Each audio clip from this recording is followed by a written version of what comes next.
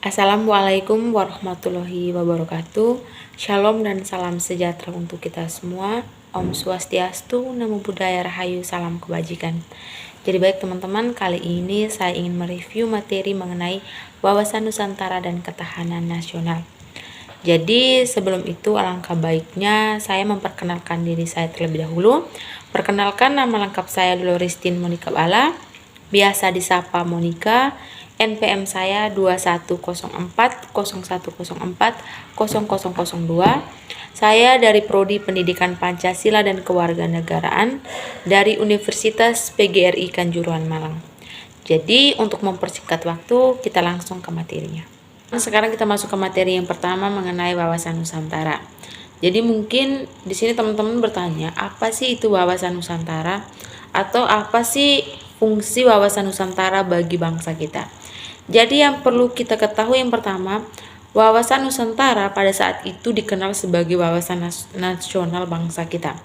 Jadi kalau secara etimologis pengertian wawasan Nusantara itu berasal dari bahasa Jawa, yaitu wawas, nusa dan antara, yang mana wawasan merupakan tinjauan atau penglihatan indrawati, dan nusa yang memiliki arti kepulauan atau kesatuan kepulauan, sedangkan antara berarti dua benua atau dua samudra.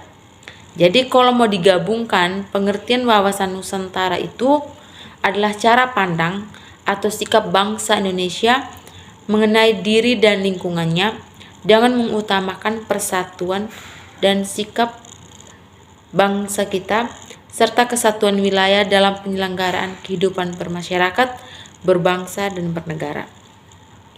Jadi wawasan Nusantara itu memiliki beberapa unsur. Di dalamnya terdapat seperti sosial politik, kesatuan politik, pertahanan serta keamanan negara, ekonomi dan sosial ekonomi.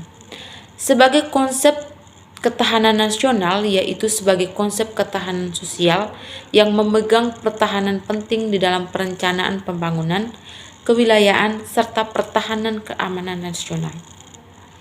Wawasan Nusantara memiliki peranan penting untuk mewujudkan persepsi yang sama bagi seluruh warga negara Indonesia. Jadi, wawasan Nusantara ini tadi kita berbicara mengenai pengertian wawasan Nusantara. Jadi sekarang mungkin kita masuk ke konsep awal wawasan Nusantara, yang mana wawasan Nusantara ini bermula dari wawasan kewilayahan dengan dicetuskan Deklarasi Juanda tanggal 13 Desember 1957. Jadi baik, inti dari deklarasi itu adalah sebagai perairan di sekitar, di antara, dan menghubungkan pulau-pulau yang termaksud negara Indonesia dengan tidak memandang luas atau lebarnya adalah bagian-bagian yang wajar daripada wilayah daratan negara Indonesia. Dengan demikian, bagian dari perairan pedalaman atau nasional yang berada di bawah kedaulatan mutlak milik negara Indonesia. Keluarnya Deklarasi Juanda 1957 membuat wilayah Indonesia sebagai satu kesatuan wilayah. Laut bukan lagi pemisah pulau, tetapi laut sebagai penghubung pulau-pulau Indonesia.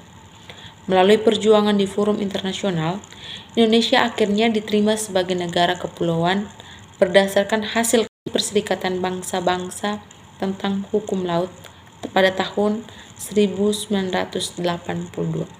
Jadi esensi dari wawasan Nusantara adalah kesatuan atau keutuhan wilayah dalam persatuan bangsa, mencakup di dalamnya pandangan akan satu kesatuan politik, ekonomi, sosial budaya, dan pertahanan keamanan.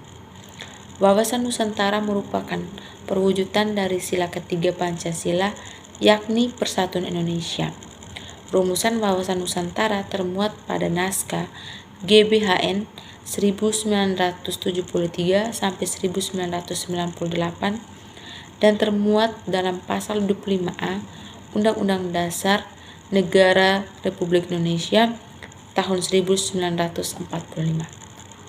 Berdasarkan pasal 25A Undang-Undang Dasar 1945, bangsa Indonesia menunjukkan komitmennya untuk mengakui pentingnya wilayah sebagai salah satu unsur negara sekaligus ruang hidup bagi bangsa Indonesia yang telah menegara.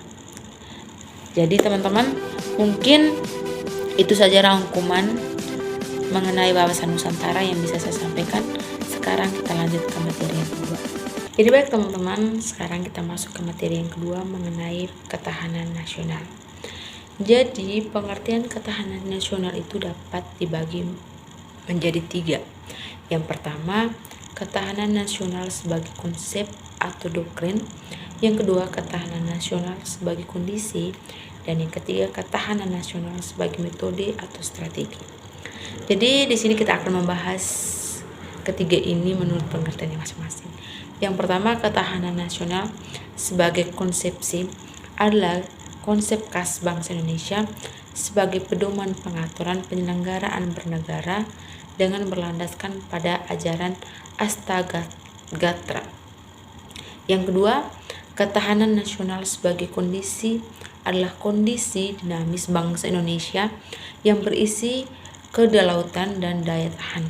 Yang ketiga, ketahanan nasional sebagai metode atau strategi adalah cara yang digunakan untuk menyelesaikan masalah dan ancaman bangsa melalui ketahanan nasional memiliki dimensi seperti ketahanan nasional ideologi, politik, dan budaya, serta konsep ketahanan berlapis dimulai dari ketahanan nasional, diri, keluarga, wilayah, regional, dan nasional.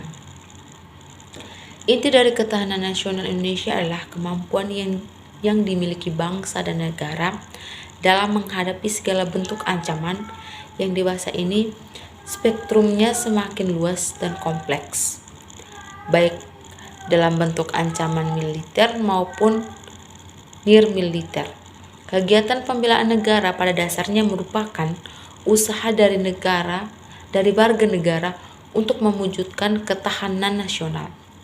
Bela negara adalah sikap dan tindakan warga negara yang teratur atau yang benar, menyeluruh, terpadu, dan berlanjut, cinta pada tanah air, dan kesadaran hidup berbangsa dan bernegara.